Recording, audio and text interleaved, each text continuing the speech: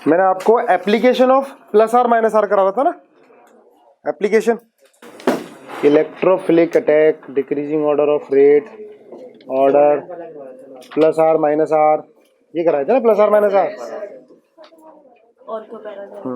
Order बता दो जरा, प्लस आर का ऑर्डर, जिससे पूछना बताएगा। चलो बता, प्लस आर इफेक्ट का ऑर्डर थोड़ा।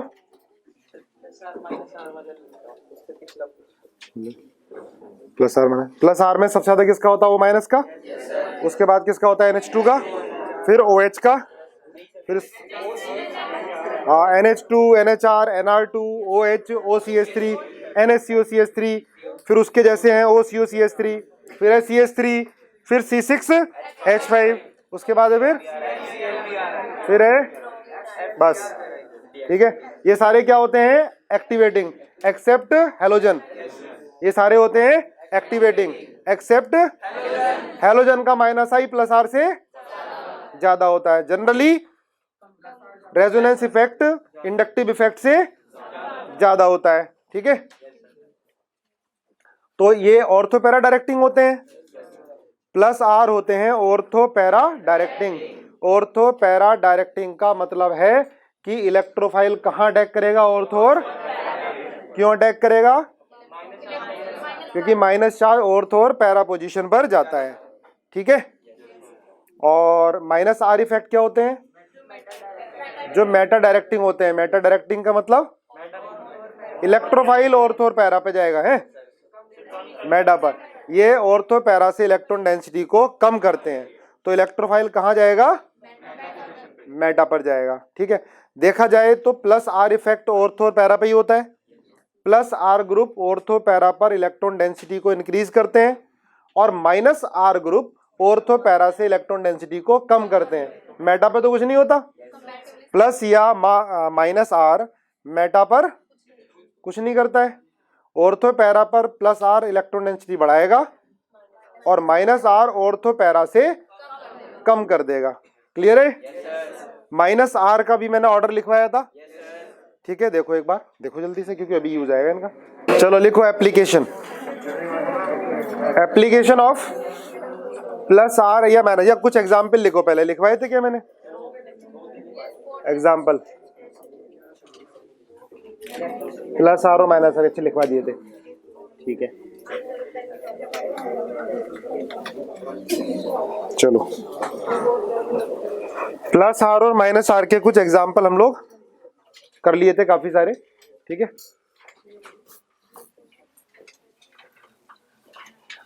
अब एप्लीकेशन लिखो, एप्लीकेशन ऑफ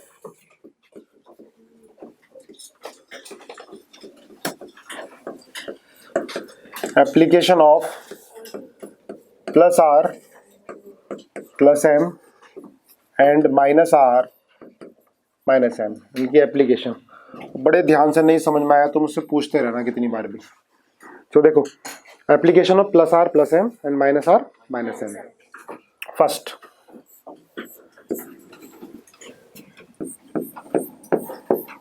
मैंने आपको बताया था कि प्लस चार्ज हो या माइनस चार्ज हो, अगर चार्ज कम होता है तो स्टेबिलिटी बढ़ती है। याद है ना, इंडक्टिव इफेक्ट में बताया था, प्लस आई इलेक्ट्रॉन रिलीज करते हैं, प्लस चार्ज को कम करते हैं, स्टेबिलिटी को बढ़ाते हैं। याद करो। तो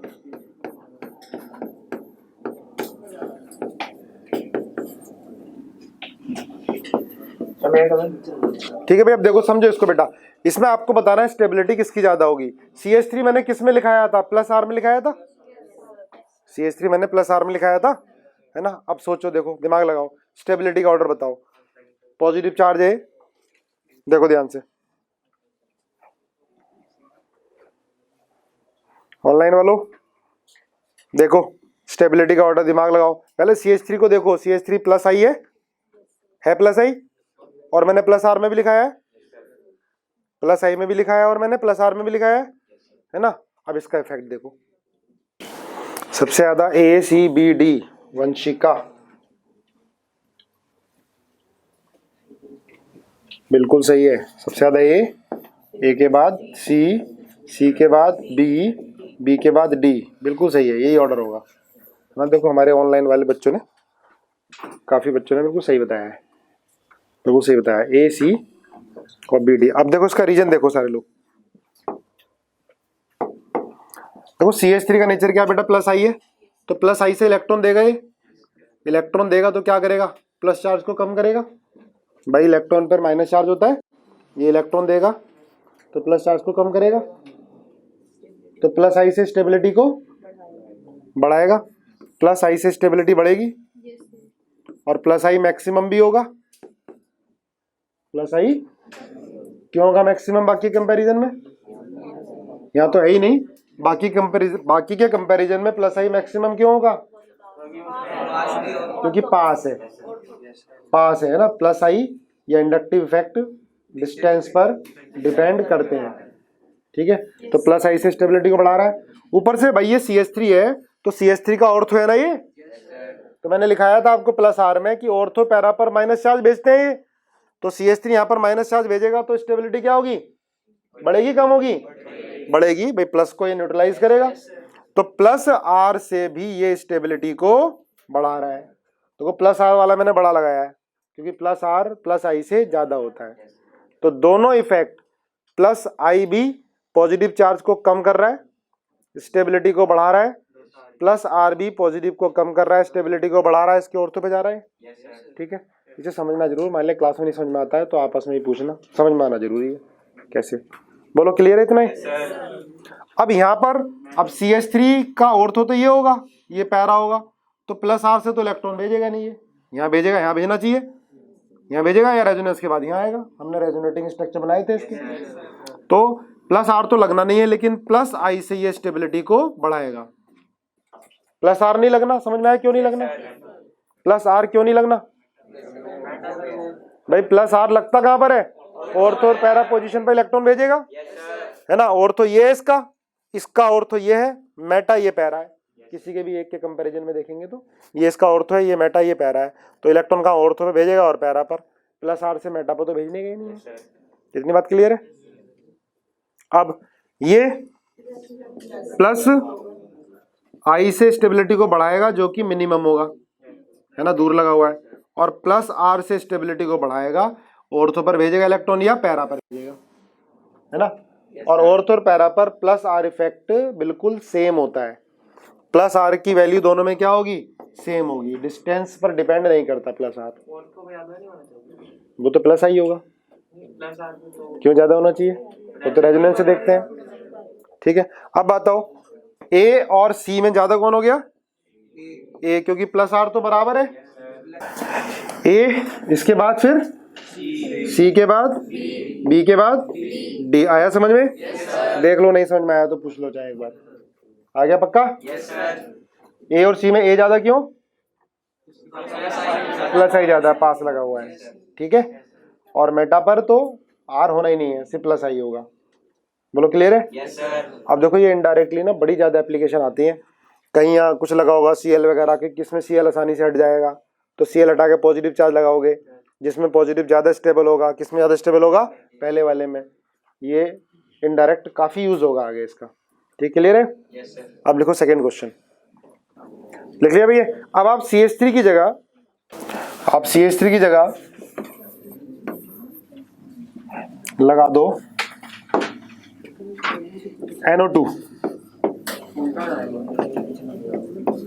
NO2 लगाओ, करो जल्दी, CH3 की जगह NO2 लगा दो, देखते हैं क्या होगा।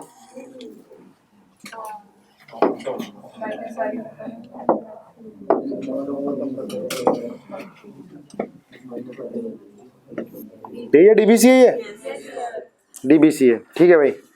देखो NO2 का नेचर क्या होता है बेटा, माइनस आई होता है ना, माइनस आई से इलेक्ट्रॉन को विड्रॉ करेगा ये, तो माइनस आई से इलेक्ट्रॉन को विड्रॉ करेगा तो स्टेबिलिटी को घटाएगा, और बाकी के कंपैरिजन में माइनस आई होगा मैक्सिमम, और माइनस आर से भी तो स्टेबिलिटी को कम करेगा, माइनस आर से भी कम करेगा। NO2 भाई ऑर्थो पोजीशन पर क्या, कौन सा चार्ज सेंड करेगा, प्लस, NO2 माइनस आर है ना, देखो माइनस आर ग्रुप लिखवाया मैंने, तो क्या करेगा, ऑर्थो और पैरा पोजीशन पर plus charge, plus plus repulsion, stability बहुत कम, तो माइनस आर से भी ये स्टेबिलिटी को कम करेगा। इधर माइनस आर तो लगेगा नहीं, सिर्फ माइनस आई से स्टेबिलिटी को कम करेगा, क्योंकि NO2 का ये ऑर्थो यहाँ पे पॉजिटिव भेजेगा या पैरा पे भेजेगा, मेटा पे तो कुछ करेगा ही नहीं, तो माइनस आर तो इसमें लग ही नहीं रहा है, माइनस आर एब्सेंट है इसमें।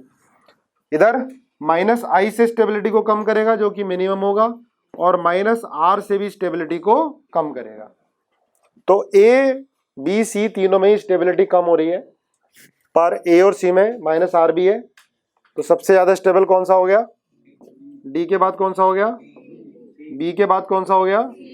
सी के बाद कौन सा हो गया? आ गया समझ में? ये लिख लो फिर, आ गया तो चलो नेक्स्ट। आप NO2 की जगह OCH3 लगा लो, NO2 की जगह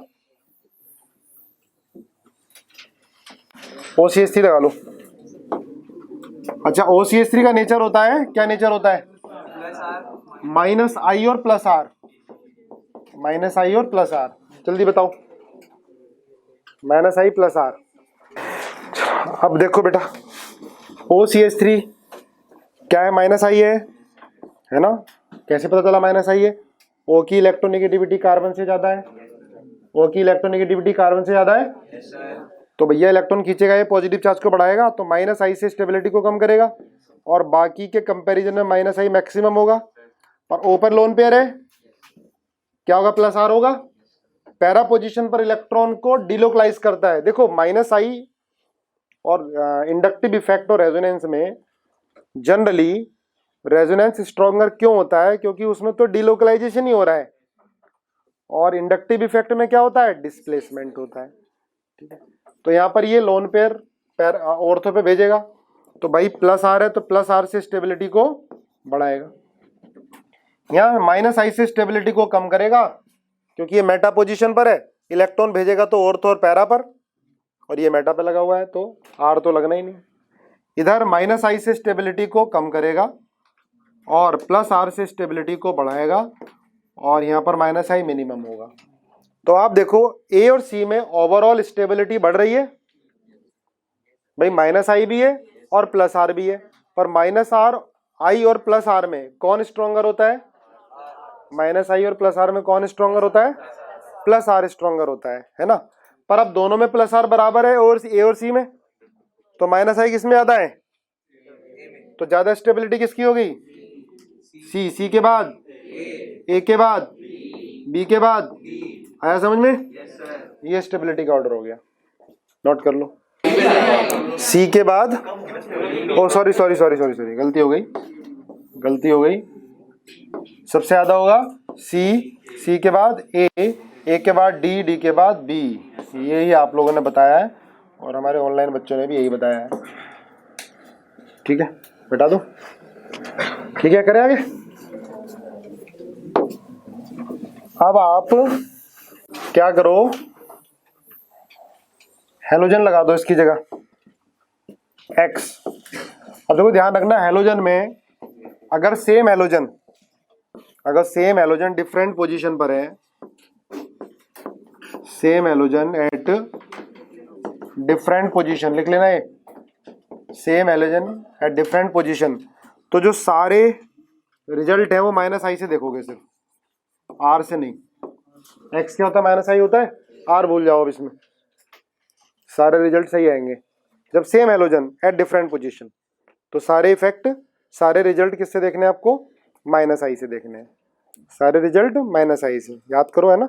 अगर हेलोजन होगा, सेम हेलोजन डिफरेंट पोजीशन पर होगा, ठीक है, तो हम अब रेजोनेंस इफेक्ट नहीं देखेंगे। बताओ जरा आंसर। बिल्कुल सही है, डी सी बी और ए, क्योंकि डी में तो माइनस आई है ही नहीं, इसमें माइनस आई कम होगा, इसमें थोड़ा ज्यादा हो गया, उसमें और ज्यादा हो गया, और माइनस आई तब प्लस आर से। तेजस कह रहा है रीजन, यार इसको ध्यान ही रख लो, ज्यादा बेटर है। माइनस आई ज्यादा होता है प्लस आर से हेलोजन का, और यहाँ तो बाकी कंपेरिजन माइनस आई बहुत ज्यादा होना है। चलो मैं कुछ और एग्जाम्पल देता हूँ।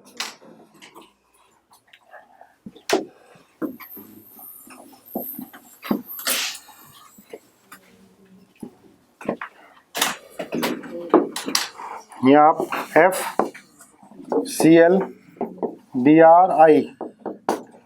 बताओ। अभी डिफरेंट हेलोजन है, सेम पोजीशन पर है, बताओ। ABCD DCBA वंशिका DCBA क्या होना चाहिए? अच्छा प्लस आर ज्यादा किसका है? देखो जरा ऑर्डर, प्लस आर किसका ज्यादा है? F का। आंसर है FCl Br और I, ये आएगा FCl Br I, मतलब ABCD प्लस आर। देखो बेटा पैरा पोजीशन पे लगा हुआ है तो माइनस आई तो वैसे भी बहुत कम होगा, लेकिन प्लस आर देखो किसका ज्यादा है? एफ का ज्यादा होता है। ये मैंने क्या लिखा आया था, अगर सेम हैलोजन डिफरेंट पोजीशन पर हो तब माइनस आई इफेक्ट से देखते हैं। ये क्या है? डिफरेंट हैलोजन और सेम पोजीशन है तो प्लस आर इफेक्ट। तो आंसर ABCD। अब मैं कुछ एग्जाम्पल लिखा रहा हूं जिसके आंसर आप गलती बताओगे, ठीक है, या सही भी बता सकते हो। देखते हैं, देखो अगर मैं यहां लगा दूं CH3, यहां पर CD3, यहां CT3, स्टेबिलिटी का ऑर्डर देखो, CH3 CD3 CT3, स्टेबिलिटी का ऑर्डर CI नहीं CT। ये हाइड्रोजन ड्यूटेरियम और ट्राइटियम आइसोटॉप्स हैं। क्या होना चाहिए सबसे ज्यादा स्टेबल? ABCD। C क्यों? प्लस आई है ना। देखो CT3 का प्लस आई सबसे ज्यादा होगा, फिर CD3 का, फिर CH3 का। तो सबसे ज्यादा क्या होना चाहिए? C के बाद B के बाद A, फिर उसके बाद होना चाहिए D, है ना। देखो एक बार ध्यान से, क्योंकि आपको लिखाया हुआ है प्लस आई इफेक्ट CT3 का सबसे ज्यादा, उसके बाद फिर किसका होता है? CD3 का, फिर CH3 का। अच्छा CH3 मैंने प्लस आर में लिखवाया है भाई, प्लस आर में तो वो होते हैं जिन पे कोई लोन पेयर और वो lone pair ortho para position पे दे दें। CH3 में C पे कोई लोन पेयर है क्या? तो ये कैसे हो गया प्लस आर? एक इफेक्ट आएगा उससे ही एक्सप्लेन होगा। हम लिखाते हैं प्लस आर में क्योंकि ऑर्थो पैरा पे इलेक्ट्रॉन डेंसिटी देता है, पर एग्जैक्ट रीजन प्लस आर नहीं होता है ना। वो क्या होता है? एक आएगा कंजुगेशन जिसको बोलेंगे हाइपर कंजुगेशन, उसमें। तो देखो जिसको हाइपर कंजुगेशन के बारे में नहीं पता, जैसे आपको भी नहीं पता है, तो आपने आंसर प्लस आई इफेक्ट के अकॉर्डिंग दे दिया, क्योंकि CD3 का प्लस आई इफेक्ट ज्यादा।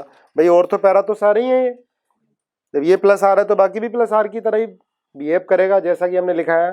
हालांकि होते नहीं है प्लस आर ये, पर ऑर्थो पैरा डायरेक्टिंग होते हैं। ऑर्थो पैरा पर माइनस चार्ज भेजते हैं, पर रेजोनेंस मतलब प्लस आर की वजह से नहीं, हाइपर कंजुगेशन की वजह से। पर वो क्या होता पढ़ेंगे आगे। तो ये आंसर बिल्कुल सही आपने बताया, जितनी आपको नॉलेज है उसके अकॉर्डिंग, है ना। लेकिन करेक्ट आंसर ये एक्सपेक्टेड है, लेकिन करेक्ट आंसर होता है A, इसके बाद B, C फिर D। अब इसको एक्सप्लेन करेंगे बाई हाइपर कंजुगेशन। भाई लिख लो एक्सप्लेन भाई, will explain by hyper conjugation, ठीक है, नोट कर लो।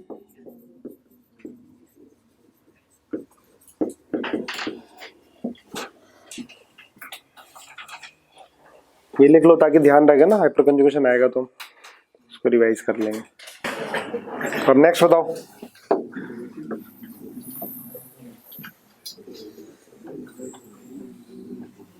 अब आप ये रखो CH3 CH3 CH3 C CH3 और CH3 सबसे ज्यादा बताओ भाई ऑनलाइन वालों, सबसे ज्यादा C के बाद B के बाद A के बाद D, एक्सपेक्टेड, एक्सपेक्टेड ये है। देखो क्यों, जितनी नॉलेज है उसके हिसाब से बिल्कुल सही बताया आपने, क्योंकि इसका प्लस आई क्या होगा, ज्यादा होगा, है ना, प्लस आई ज्यादा होता है टर्शरी ब्यूटाइल का, इसका प्लस आई कम हो गया इसका। लेकिन देखा जाए तो प्लस आर तो भाई प्लस आर में तो लिखवाते हैं हम, CH3 को लिखवाया है ना, पर होता तो नहीं है plus R, ortho para directing होता है, उसकी वजह से आपने प्लस आई देख लिया, इसका सबसे ज़्यादा, फिर इसका, फिर इसका, उस हिसाब से ये आपने ऑर्डर लिख दिया, जो कि ऑप्शन में मिलता जरूर है और ए पार्ट भी मिलता है, और थोड़ा सा भी मिस करते हैं तो हम ए पार्ट लगा के चले जाते हैं, लेकिन फिर भी गलतियाँ बहुत होती हैं केमिस्ट्री में, देखते हो ना, इजी लगती है, प्रिकॉशन हो जाएगा, इसलिए पढ़ना बार बार जरूरी है। पहले मैं गलत लिखाया मैंने आपको, आपने गलत आंसर ही बताया, पर आपके अकॉर्डिंग सही है ना, पर एक्चुअल में आंसर होता है बेटा इसका, बताओ जरा एक्चुअल में, खुद ही सोचो। ए बी, अभी रीजन नहीं बताया, लेकिन उसके बाद भी आपने आंसर बता दिया, ABCD, ABCD होगा। कैसे एक्सप्लेन करेंगे, हाइपर कंजुगेशन, जब हाइपर कंजुगेशन पढ़ेंगे, आज ही पढ़ते हैं, हाइपर कंजुगेशन से इसको हम एक्सप्लेन करेंगे भाई, ठीक है, explain by hyper conjugation. 2-3 example के बाद 5 मिनट के बाद हाइपर कंजुगेशन स्टार्ट करेंगे। अब जल्दी से मुझे एक और बताओ, यहाँ मैंने NH2 रख दिया, यहाँ पर OCH3, यहाँ पर CH3 और यहाँ पर NO2, है ना। बस जब भी निगेटिव या पॉजिटिव चार्ज की स्टेबिलिटी पूछता है तो आपको देखना है plus I plus are, minus I minus R, कैसे चार्ज कम हो रहा होगा, कौन ज्यादा कम कर रहा होगा, आराम से, बहुत जल्दीबाजी नहीं, आराम से। क्या होगा, ABCD। अच्छा, NH2 में हमने प्लस आर में लिखा था, लेकिन देखा जाए कार्बन से अटैच है तो माइनस आई भी होगा, पर प्लस आर बहुत ज्यादा होगा, तो इसका मतलब प्लस आर से इलेक्ट्रॉन देगा, माइनस आई से खींचेगा पर बहुत कम, और प्लस आर माइनस आई से बहुत ज्यादा होगा। ऐसी OCH3 माइनस आई है पर प्लस आर भी तो ज्यादा है, तो ओवरऑल स्टेबिलिटी बढ़ेगी। ये प्लस आई प्लस आर दोनों है, लेकिन फिर भी इनके प्लस आर बहुत ज्यादा होते हैं भाई, जैसे ऐसे दिखा सकते हो, इसका प्लस आर इतना ज्यादा है, प्लस आर से स्टेबिलिटी बढ़ा रहा है, और माइनस आई से स्टेबिलिटी कम कर रहा है। ये प्लस आर से इससे कम हो गया प्लस आर, माइनस आई थोड़ा ज्यादा भी हो गया, तो माइनस आई से स्टेबिलिटी क्या करेगा, कम करेगा। इसका प्लस आर ये और प्लस आई ये दोनों मिला के भी इसके बराबर थोड़ा ना हो जाएंगे, इसके बराबर थोड़ा ना हो जाएंगे, तो ओवरऑल स्टेबिलिटी किसकी ज्यादा, ए के बाद बी के बाद सी के बाद डी की। हाँ, उल्टा करके भी देख सकते हो, ऐसे इसमें लग रहा है, देखो भाई ये OCH3 है, अब तुम्हारे दिमाग में माइनस आई रहा और ये प्लस आई प्लस आर रहा, तो गलती हो जाती है, प्लस आई भी है प्लस आर भी है, तो ये ज्यादा बढ़ा देगा, पर इसका प्लस आर इतना ज्यादा नहीं होता जितना इसका प्लस आर होता है, ठीक है। तो ओवरऑल स्टेबिलिटी कौन बढ़ाएगा, OCH3 ज्यादा बढ़ाएगा। अब तुम्हारा गलत तो नहीं होगा, ये आता है काफी, ठीक है ना। तो सबसे ज्यादा स्टेबिलिटी किसकी होगी, ए की, इसके बाद किसकी होगी, बी के बाद सी के बाद, देखो समझ में आया, क्योंकि NH2 का प्लस आर सबसे ज्यादा, उसके बाद OCH3, फिर किसके, और NO2 तो क्या है, इलेक्ट्रॉन को खींचेगा, माइनस आई और माइनस आर होता है, पॉजिटिव चार्ज को बढ़ा देगा, स्टेबिलिटी को कम कर देगा। क्लियर है, नोट कर लिया। चलो अगला क्वेश्चन लिखो। देखो अब आप यहाँ लगाओ NHCOCH3 OHCl, और इसमें लगा दो आप NH3+, छोड़ो NH3+,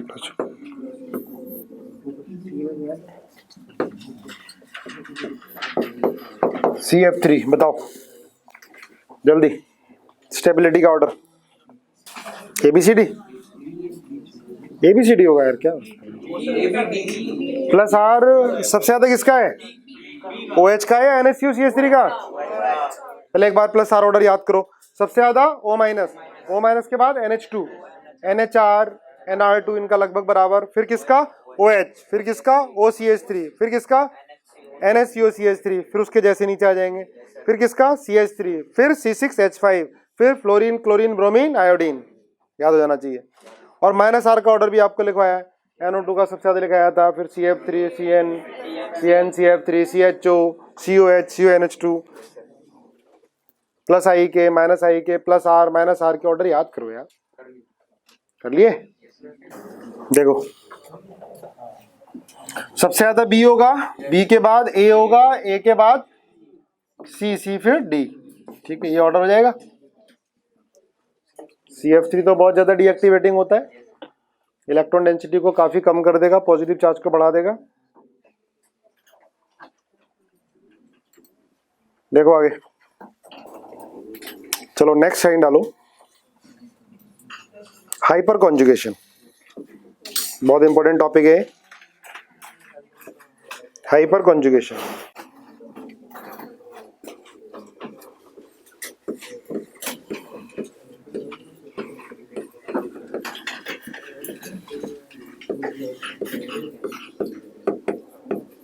हाइपर कॉन्जुगेशन, इसको नो बॉन्ड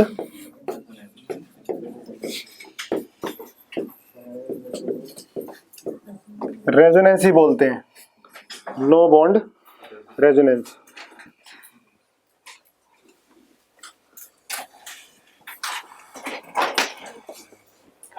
ये किस किस में लगेगा लिखो। इट इज एप्लीकेबल इन, पहला पार्ट एल्कीन, दूसरा कार्बोकेटायन, तीसरा फ्री रेडिकल। इन तीन में एप्लीकेबल होगा, एल्कीन, कार्बोकेटायन, फ्री रेडिकल। और इनमें भी कौन कौन से एग्जाम्पल होंगे, ऐसा नहीं सारी एल्कीन में ही एप्लीकेबल होगा। पहली बात तो हाइपर कंजुगेशन, एल्कीन, कार्बोकेटायन और फ्री रेडिकल, इनके अलावा कोई और नहीं, कार्बन आयन नहीं। ये भी रीजन समझ में आ जाएगा जब अभी पढ़ेंगे हम। एल्कीन, कार्बोकेटायन, फ्री रेडिकल, लेकिन में अप्लाई होगा एल्कीन, कार्बोकेटायन और फ्री रेडिकल। अब देखो केमिस्ट्री है ये और जीओसी हाइपोथेटिकल है, तो पहले सारी चीजें एक्सपेरिमेंटल देखी होंगी, उसके बाद फिर ये हाइपर कंजुगेशन दिया होगा। देखो जैसे ये है CH2 डबल बॉन्ड CH2,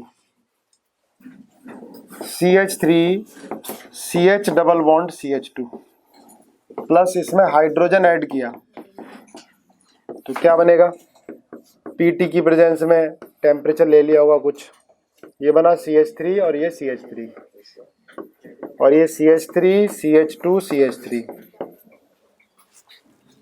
ठीक है, क्या प्लस है, अरे H2 का एडिशन कराया मैं। हाइड्रोजिनेशन क्या बोलते हैं इसको, ये जो प्रोसेस है एडिशन ऑफ हाइड्रोजन क्या बोलते हैं इसको, हाइड्रोजिनेशन। हाइड्रोजिनेशन, और एक मोल हाइड्रोजन ऐड हो रहा है और उसमें जो हीट रिलीज होती है एब्जॉर्ब होती है जब हाइड्रोजन ऐड करते हैं, तो हीट ऑफ हाइड्रोजनेशन। ये जो प्रोसेस है एक्सो है एंडोथर्मिक है, हाइड्रोजन का ऐड होना एक्सो है। हाँ क्या होता है एक्सो, डेल्टा एच क्या होता है, less than zero, exo delta H less than zero, exothermic होती है। ठीक है, जब भी हाइड्रोजन ऐड होगा एल्कीन से एल्केन बनेगा तो हीट रिलीज होगी, और जब एक मोल हाइड्रोजन ऐड होता है एल्कीन में, उसमें जो हीट रिलीज होती है उसको बोलते हैं heat of hydrogenation. Chemical thermodynamics में आपने पढ़ा है, heat of hydrogenation, heat of hydrogenation. अलग से आता मतलब इसी में आएगा, हीट ऑफ हाइड्रोजनेशन। ठीक है, अब देखो हीट ऑफ हाइड्रोजनेशन जो होती है, मैं एक एग्जांपल ले रहा हूँ, वैसे दो इसमें कम आती है, एक्सपेरिमेंटल देखा कि इसमें जो हीट ऑफ हाइड्रोजनेशन है वो ज़्यादा ही इसमें कम आई, इसमें ज़्यादा रिलीज हुई इसमें कम रिलीज हुई। कोई एग्जांपल मैं ऐसे ले लेता हूँ हाइपोथेटिकली, डेल्टा एच इसका माइनस मान लिया 50 और इसका डेल्टा एच -40, कुछ और होगा मुझे याद नहीं है, मैं एक हाइपोथेटिकल नंबर लेके चल रहा हूँ। यार ये कंफर्म है कि ये ज़्यादा होगा और ये कम होगा। इसमें हीट ज़्यादा रिलीज हो रही है, इसमें हीट कम रिलीज हो रही है। अब देखा जाए तो यार बराबर होनी चाहिए नहीं, क्योंकि एक ही हाइड्रोजन का मोल इसमें ऐड हो रहा है और इसमें भी एक हाइड्रोजन का मोल ऐड हो रहा है। भाई यहाँ भी एक डबल बॉन्ड है, यहाँ भी एक डबल बॉन्ड है। देखा जाए यहाँ भी एच एच बॉन्ड टूट रहा है, यहाँ भी एच एच बॉन्ड टूट रहा है, यहाँ 2 CH बॉन्ड बन रहे हैं और यहाँ भी 2 CH बॉन्ड बन रहे हैं। ओवरऑल एंथैल्पी तो निगेटिव ही होगी, ओवरऑल हीट रिलीज हो रही है। इसका मतलब जो बनने वाले बॉन्ड हैं वो ज़्यादा स्ट्रॉन्ग है, ज़्यादा स्ट्रॉन्ग है तो ज़्यादा हीट रिलीज हो रही है, और जो टूटने वाले बॉन्ड हैं उनसे ज़्यादा स्ट्रॉन्ग है बनने वाले बॉन्ड। और बनने वाले कौन से बन रहे हैं? CC बन रहा है, CH बन रहा है, 2 CH बॉन्ड बन रहे हैं। और टूट कौन से रहे हैं? कौन से? C डबल बॉन्ड टूट रहा है, और कौन सा टूट रहा है? HH। तो जो टूट रहे हैं उनका एंथैल्पी का सम कम होगा, जो बन रहे हैं उनका ज़्यादा होगा। भाई बनने में एनर्जी क्या होती है? रिलीज होती है। मान लिया जो 2 CH बॉन्ड बन रहे हैं उनके बनने में 100 एनर्जी रिलीज हो रही है और टूटने वालों में 50 एब्जॉर्ब हो रही है, तो ओवरऑल तो एनर्जी क्या होगी? रिलीज होगी ना, तभी एक्सोथर्मिक है। सर पकड़ के बैठे हो, ठीक है। ओवरऑल एनर्जी क्या होगी? रिलीज होगी। अब समझ में नहीं आ रहा यार, 2 बॉन्ड टूट रहे हैं इसके अंदर, यहाँ 2 बॉन्ड बन रहे हैं, जो सेम बॉन्ड इधर टूट रहे हैं वही सेम बॉन्ड नीचे वाले में टूट रहे हैं, लेकिन फिर भी enthalpy of hydrogenation, energy of hydrogenation ऊपर वाले में ज़्यादा है, नीचे वाले में कम है। इसका मतलब ये वाली एल्कीन जो है कम स्टेबल है और ये वाली एल्कीन ज़्यादा स्टेबल है। भी ज़्यादा स्टेबल है ना, तभी तो हीट कम रिलीज हो रही है, आसानी से हाइड्रोजन ऐड नहीं हो रहा है इसमें, और इसकी स्टेबिलिटी क्या है? कम है, तो इसमें ज़्यादा रिलीज हो रही है। मतलब भी हम लिख सकते हैं कि जो स्टेबिलिटी होती है inversely proportional to heat of hydrogenation, inversely proportional to heat of hydrogenation. तो उसने ज्यादा हीट रिलीज करी तो उससे जो प्रोडक्ट बनेगा स्टेबल तो वो नहीं होगा, एनर्जी कम ज्यादा उससे ऊपर वाले में आसानी से ऐड नहीं हो रहा। देखो ज़्यादा रिलीज हो रही है, इसका मतलब आसानी से बॉन्ड बन जा रहा है, ये आसानी से टूट जा रहा है, तो इसका मतलब इसकी स्टेबिलिटी क्या है? कम, और इसकी स्टेबिलिटी ज़्यादा है। अब साइंटिस्ट ने पहले एक्सपेरिमेंट करके देख लिया, बड़े सारे एक्सपेरिमेंट किए होंगे, फिर देखा यार डिफरेंस क्या है इनमें। यहाँ पर अल्फा कार्बन नहीं है, यहाँ पर डबल बॉन्ड कार्बन से अटैच कार्बन को क्या बोलते हैं? अल्फा। यहाँ पर अल्फा कार्बन है, तो और एग्जाम्पल करके देखे होंगे जिनमें अल्फा कार्बन और देखे होंगे, ठीक है। जैसे ये दे दिया CH3 CH double bond CH और CH3, इसमें हाइड्रोजन ऐड कराया तो हीट और कम रिलीज हुई। इसका मतलब ये वाली एल्कीन ज्यादा स्टेबल है। क्या देखा साइंटिस्ट ने? 2 अल्फा कार्बन है और हाइड्रोजन कितने हैं यहाँ पर? 3। यहाँ कितने? टोटल कितने हो गए? और यहाँ कितने? 3 है, 3 है अल्फा, 3 है, और यहाँ पर? तो इन तीनों में क्या डिफरेंस है कि यहाँ पर अल्फा कार्बन से अटैच हाइड्रोजन है ही नहीं, क्योंकि अल्फा कार्बन ही नहीं है, और यहाँ पर अल्फा कार्बन से अटैच हाइड्रोजन 3 है। यहाँ कितने हो गए? 6। तो इसका मतलब कुछ ना कुछ गड़बड़ किसकी है?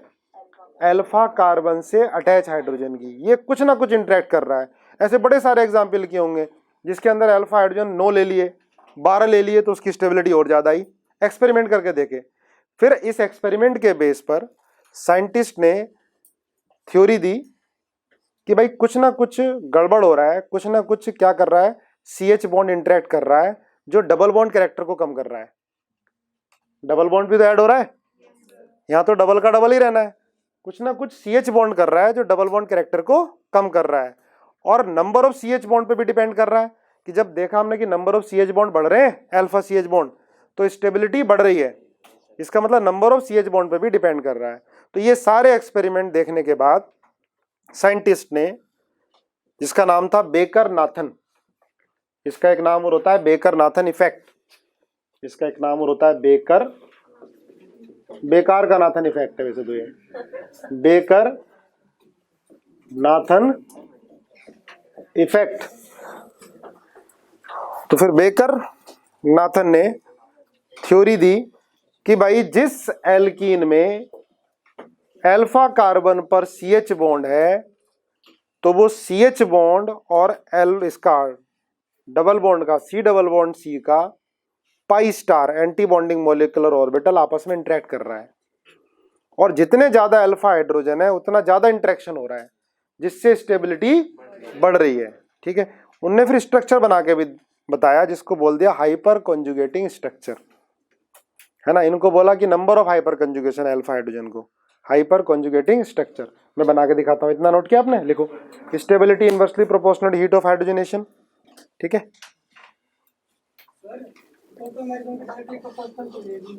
टोटोमेरिज्म और इसमें कोई रिलेशन नहीं है, उसकी ज्यादा टोटोमेरिज्म नहीं लिखाई थी मैंने। टोटोमेरिज्म होती है, कम से कम एक अल्फा हाइड्रोजन भी होगा तो टोटोमर बनेंगे। ऐसा नहीं बोला था कि 10 होंगे तो 10 टोटोमर बनेंगे, एक ही था, एक ही बनना था। नहीं, मैंने स्टेबिलिटी कब बोली कि अल्फा हाइड्रोजन से स्टेबिलिटी बढ़ रही थी? टोटोमर में तो मैंने क्या बताया था कि भैया इनॉल और कीटो में कौन ज्यादा स्टेबल होता है? कीटो जनरली, क्योंकि C डबल बॉन्ड की bond energy C double bond C से, हाँ कुछ केस में इनॉल ज्यादा स्टेबल होता है। क्यों? लिख लिया, इतना छाप लिया भाई। Stability inversely proportional to heat of hydrogenation, है ना। अब क्या कहा कि भाई उस एल्कीन में हाइपर कॉन्जुगेशन होगा जिस एल्कीन में कम से कम एक अल्फा हाइड्रोजन होगा। ये लिखो इसे, hyper conjugation is possible in those alkene which contain at least one alpha hydrogen.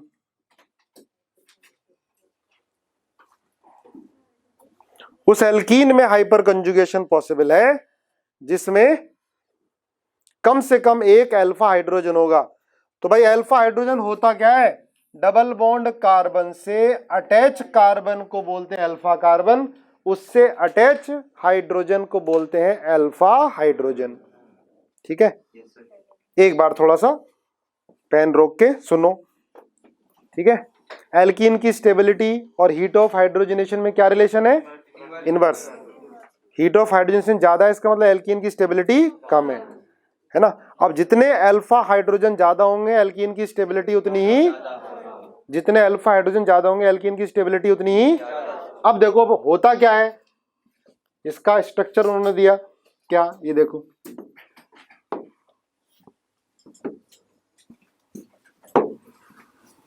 ये CH बॉन्ड, ये एक अजीब टाइप का हाइपर कंजुगेशन है जिसके अंदर CH बॉन्ड इंटरेक्ट करता है। CH बॉन्ड के इलेक्ट्रॉन इंटरेक्ट करते हैं। कैसे? देखो यहाँ पर जो C2 है ना, C2 हमने मॉलिक्यूलर ऑर्बिटल थ्योरी में पाई और पाई स्टार पढ़ा है। C2 में पाई स्टार खाली होता है। C2 में पाई स्टार क्या होता है? खाली। पाई स्टार क्या है? Anti bonding molecular orbital. तो C2 में एल्कीन के जो C2 है इसके अंदर ये जो इलेक्ट्रॉन है ये इसके पाई स्टार में चला जाता है, ये इधर, ये इसके पाई स्टार में जाएगा। तो हम स्ट्रक्चर कैसे बनाएंगे? देखो ये इधर बॉन्ड टूटा तो क्या लिखोगे? माइनस। यहाँ क्या आएगा? प्लस। और ये इलेक्ट्रॉन इधर आएगा तो क्या बनेगा? ये बॉन्ड बना दोगे, ये बॉन्ड बना दिया, इसको हवा में लटका देंगे। ये हम दिखा रहे हैं कि भाई इसका इलेक्ट्रॉन इंटरेक्ट कर रहा है। पर कितने हाइड्रोजन है टोटल? अल्फा हाइड्रोजन कितने हैं? 3। ऐसे 3 स्ट्रक्चर बना के दिखाओगे। अभी एक को हवा में लटका के दिखाया, फिर किसको? दूसरे को, फिर किसको? तीसरे को। चलो दिखाओ।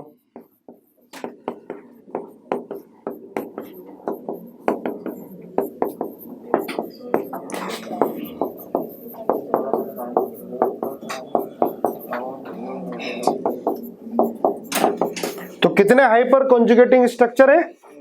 इसे मिला के कितने हो गए? 4। अगर टोटल पूछता है तो 4 बोलोगे। सिर्फ आपको ये दिखाना कि इसमें हाइड्रोजन इंटरेक्शन दिखा रहे हैं तो कितने बनेंगे? 3 बनेंगे। ये रेजोनेंस नहीं बोलेंगे, रेजोनेंस तो बहुत वीक होता है। ये इंडक्टिव इफेक्ट से स्ट्रॉन्गर होता है लेकिन रेजोनेंस से काफी वीक है।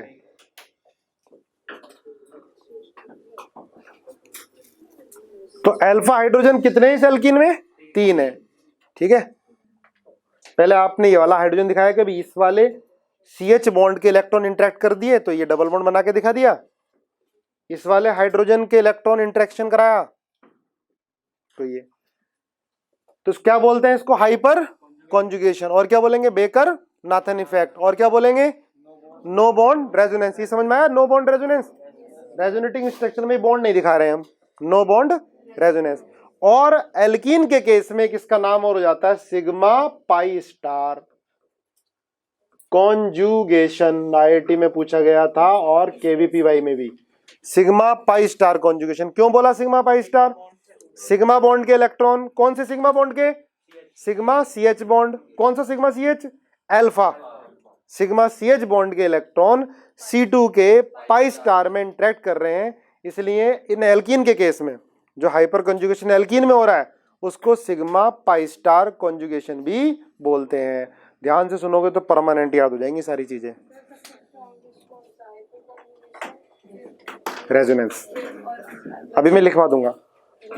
हम जब स्टेबिलिटी देखेंगे किसी भी चार्ज स्पीसीज की तो सबसे पहले किसे देखेंगे, उसके बाद किसे देखेंगे, अभी लिखा दूंगा।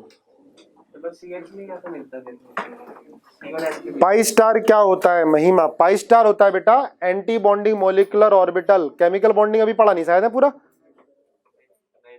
क्या नए बैच में नहीं हुआ, थोड़ा सा हुआ है, कोई बात नहीं, अभी फिलहाल लिख लो, समझ में आ जाएगा। ये मोलिकुलर ऑर्बिटल थ्योरी में पढ़ते हैं, एक तरह का ये मोलिकुलर ऑर्बिटल है, इसको बोलते हैं एंटी बॉन्डिंग। कोई बात नहीं, हो जाएगा अभी। Anti bonding molecular orbital pi star, कोई बात नहीं, सिग्मा पाई स्टार। अब देखो ही मत कि मैंने बोला है, आपको कंजुगेशन हाइपर कंजुगेशन समझ में आया ना, किन एल्कीन में होगा ये भी पता चल गया, जिसमें कम से कम एक। देखो जितने ज्यादा अल्फा हाइड्रोजन होंगे उतने ज्यादा हाइपर कॉन्जुगेटिंग स्ट्रक्चर बनेंगे, एल्कीन की स्टेबिलिटी उतनी ही ज्यादा होगी। तो लिख लो, stability of alkene, stability of alkene directly proportional to, stability of alkene directly proportional to number of alpha hydrogen, number of alpha hydrogen. इनकी स्टेबिलिटी, हाँ सबकी सेम, तो लिख लिया, stability directly proportional to number of alpha hydrogen. अब मैं आपको example दे रहा हूं, स्टेबिलिटी बतानी है आप। चलो देखो, बताओ एल्कीन की स्टेबिलिटी या जिसमें हाइपर कॉन्जुगेशन होगा किसमें नहीं होगा, है ना, ये बताना। पहला, right the decreasing order of stability of alkene, या आपको बताना हाइपर कॉन्जुगेशन किसमें होगा किसमें नहीं होगा, ये बताना है। In which case hyper conjugation is possible.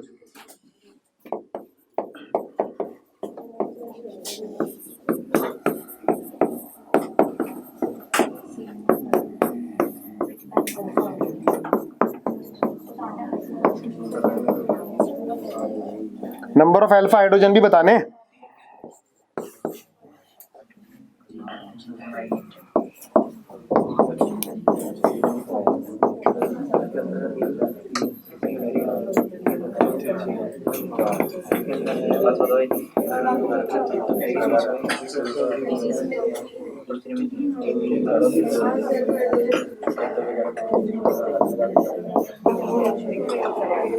चलो बताओ फिर, और एग्जांपल देते हैं, जल्दी स्पीड से करो यार,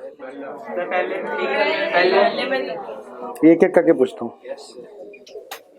नंबर ऑफ अल्फा हाइड्रोजन बताओ, और ये बताओ किसमें रेजोनेंस होगा, किसमें, सॉरी रेजोनेंस नहीं, हाइपर कॉन्जुगेशन होगा या नहीं होगा। चलो देखो, पहले वाले में हाइपर कॉन्जुगेशन होगा, होगा हाइपर कॉन्जुगेशन होगा पहले वाले में। नंबर ऑफ अल्फा हाइड्रोजन कितने हैं, 3, है ना भाई। डबल बॉन्ड कार्बन से अटैच कार्बन होता है अल्फा कार्बन, ठीक है। संडे कैंसिल है, नहीं संडे को टेस्ट है, कैंसिल नहीं है टेस्ट। इसमें number of alpha hydrogen 0, alpha carbon ही नहीं है, तो हाइपर कॉन्जुगेशन भी नहीं होगा। इसमें बताओ, ये भी अल्फा ये भी अल्फा है, डबल बॉन्ड कार्बन से अटैच कार्बन होता है अल्फा, अल्फा कार्बन पर कितने हाइड्रोजन है, तो हाइपर कॉन्जुगेशन होगा, ठीक है। इसमें कितने नहीं है,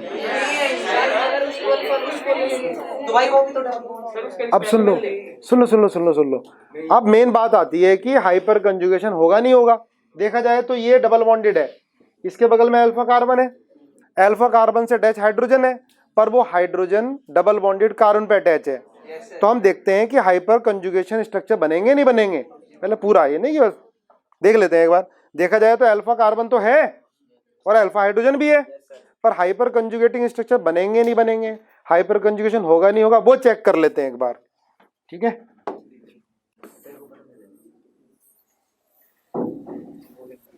देखो बात है नहीं, उठा के भगा दूंगा नहीं तो।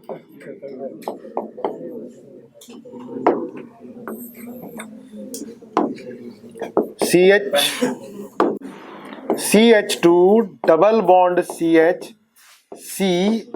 Double bond H2। ठीक है, अब मान लिया इसमें आप क्या करते हो, इसके इलेक्ट्रॉन को इसमें पार्टिसिपेट कराते हो। ठीक है, तो इसमें नो बॉन्ड दिखाओगे,